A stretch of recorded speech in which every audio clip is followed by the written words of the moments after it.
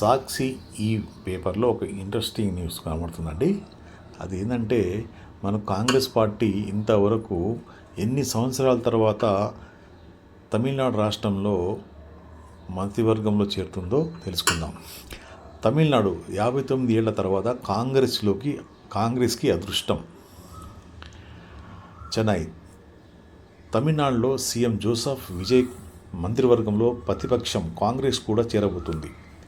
ఆ పార్టీ ఎమ్మెల్యేలు yes Rajesh Kumar, P విశ్వనాథన్లకు మంత్రి పదవులు దక్కుతున్నాయి.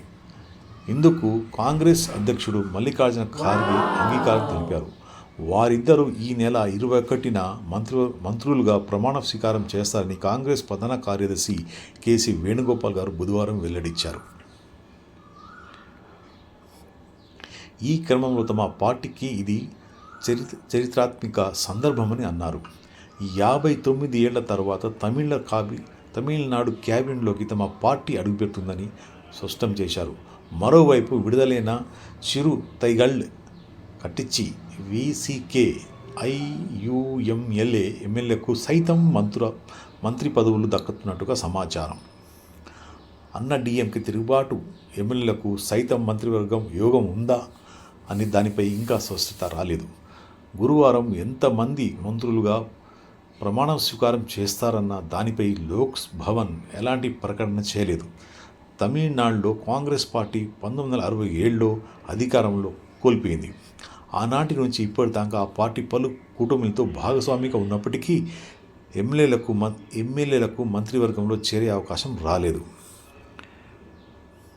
మరోవైపు కాంగ్రెస్ ప్రభుత్వంలోకి రావడంపై వేణుగోపాల్ సోషల్ మీడియాలో స్పందిస్తూ కాంగ్రెస్ జాతీయ అధ్యక్షుడు మల్లికార్జున ఖార్గే ఆమోదంతో రాజేష్ కుమార్, పి విశ్వనాథన్ గురువారం మంత్రులుగా ప్రమాణ స్వీకారం చేస్తున్నారు. తమిళనాడు ప్రజల ఆశయాలకు అనుగుణంగా పనిచేస్తారని విశ్వసిస్తున్నాం. రాహుల్ గాంధీ ప్రతిపాదించిన ప్రజాహిత పరిపాలన లక్ష్యాలను వారు ముందుకు తీసుకెళ్తారని ఆశిస్తున్నామని అన్నారు. కాంగ్రెస్కు నిరాశే. ఇక తమిళనాడు రాజకీయాల్లో ఈ పరిమాణానికి ప్రత్యేక ప్రాధాన్యత ఉంది. ఎందుకంటే 1967లో డిఎంకే అధికారంలోకి వచ్చిన తర్వాత కాంగ్రెస్ పార్టీ రాష్ట్ర ప్రభుత్వంలో భాగస్వామ్యం కాలేదు. 1952 నుంచి 1967 వరకు అప్పటి మద్రాస్ రాష్ట్రంలో కాంగ్రెస్ పార్టీ అధికారంలో కొనసాగింది. సి రాజగోపాలాచారి, కె కామరాజ్, ఎం భక్తవత్సలం ముఖ్యమంత్రులుగా పనిచేశారు. అయితే 1967లో డిఎంకే ఘన విజయం సాధించి అధికారంలోకి వచ్చిన తర్వాత రాష్ట్ర రాజకీయాల్లో ద్రావిడ పార్టీల ఆధిపత్యం కొనసాగింది.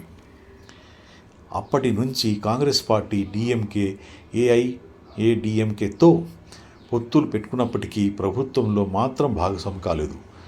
ప్రత్యేకంగా 2006 నుంచి 2011 మధ్య డిఎంకే ప్రభుత్వంలో కాంగ్రెస్ అధికార భాగస్వామిగా కోరిన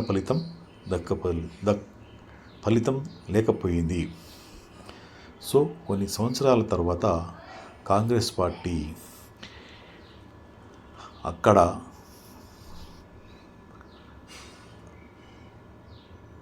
మిత్రపక్షంగా ఉండి మంత్రివర్గంలో వస్తున్నట్టుగా సమాచారం తెలుస్తుంది. ఇక ఈ న్యూస్ కనుక మీకు నచ్చితే షేర్ చేసి లైక్ చేయండి. ఛానల్ని సబ్స్క్రైబ్ చేయడం మర్చిపోవద్దు.